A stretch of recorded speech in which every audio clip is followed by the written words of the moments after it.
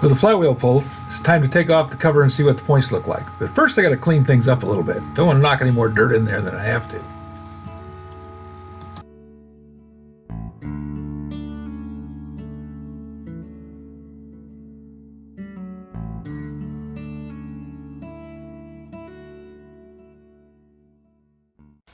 First we'll pull the cover off the points and take a look at them. The cover is held on with a spring clip. Flips over the back. Crank this around until I get the points open.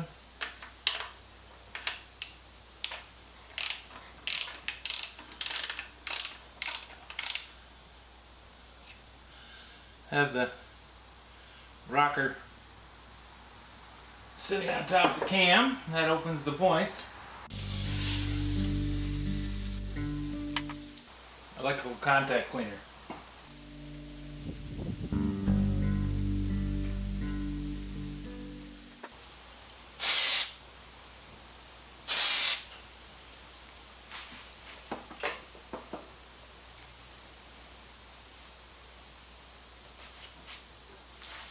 Wipe the file clean. This is a points file.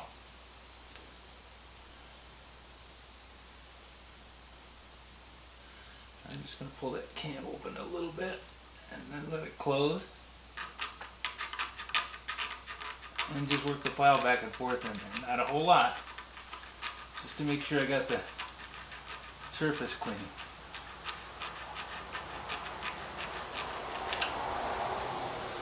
There. That should take care of that. Now what we're doing, this is a really low voltage going through this set of points. Doesn't take much to interrupt it. So by cleaning the points, I'm making sure that I got a good contact in there. And we're going to use this meter to check for continuity across those points.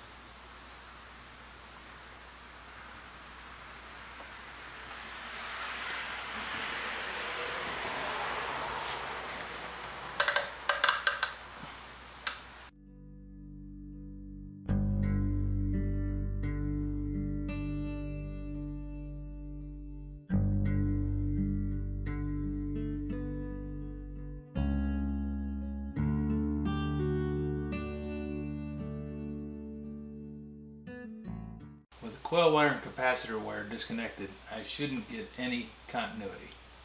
Nothing. Got it? Don't have it. Okay. That's doing what I want it to do. I'm going to close the points by rotating the cam around. And I should have continuity. And I do. Okay, so the points are clean. Now they don't appear to be pitted or burned in any way, so I'm thinking that the capacitor is probably in pretty good shape.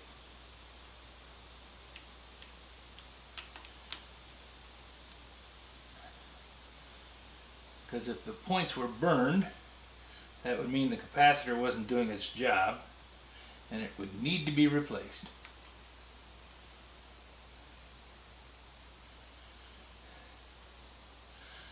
Now this little terminal here, this is for running a ground wire. If you want to put an automatic shutoff on your engine,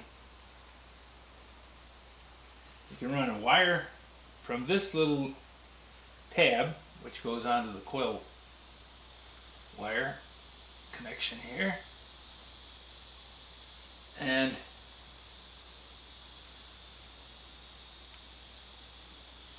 it will short out the juice coming from the magneto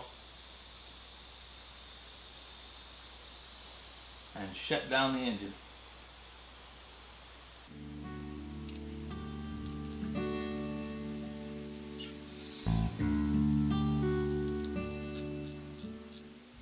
Just need to snug that up so it doesn't come apart under vibration. Good and solid.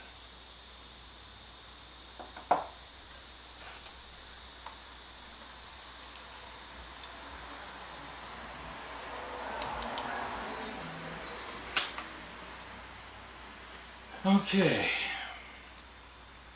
Well, while we're doing testing on this engine, I'm not going to go through a whole lot of extra effort to clean or paint anything other than what absolutely needs it.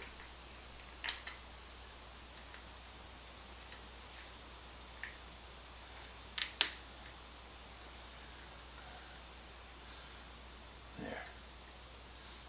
That's got that held on. I'll put this back on and I can mount the flywheel and the shroud.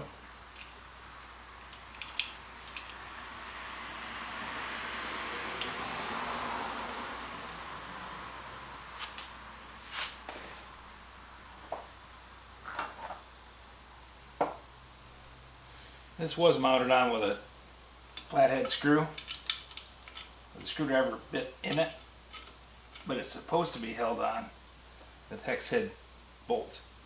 So I went down and managed to find a couple of them in the storeroom.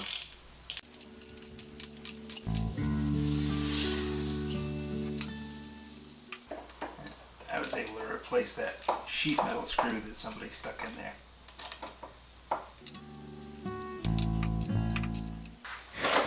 I haven't checked the magnetism on this flywheel yet. Oh yeah, plenty solid.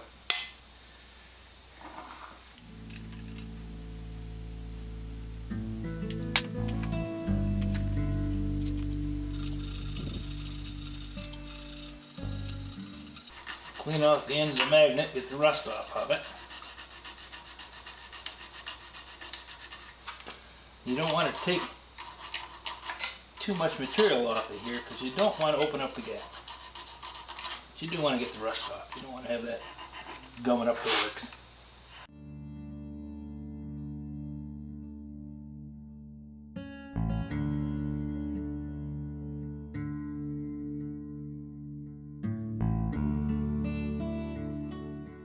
Slide the flywheel over the key, making sure not to knock the key loose.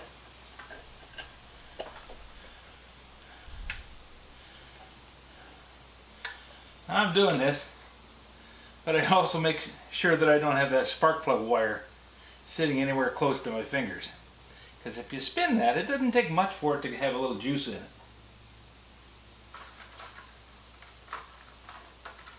One time with that, and it will convince you that that is not a thing you want to have twice. 3 dimples on that, 3 bumps on the front of the flywheel. Make sure they line up.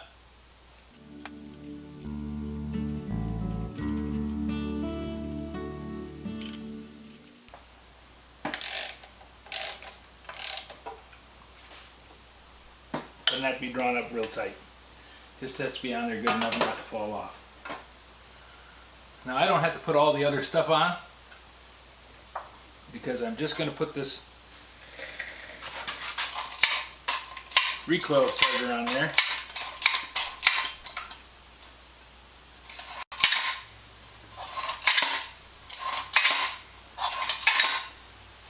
To make sure that it turns over the flywheel.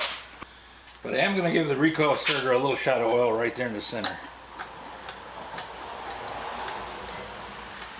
Not much, doesn't need much.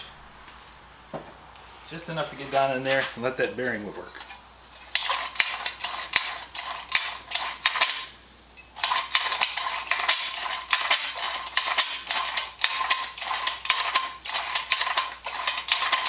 There we go.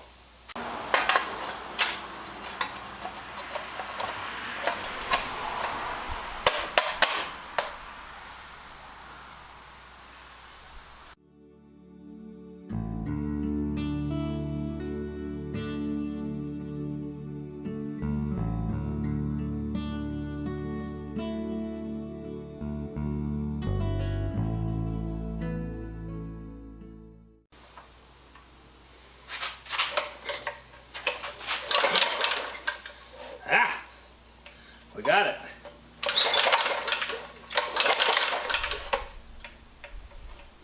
This gap's just too big. Not generating a huge amount of spark, but it is generating a spark.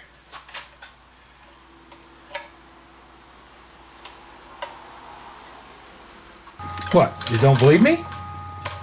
All right, I guess I can show you.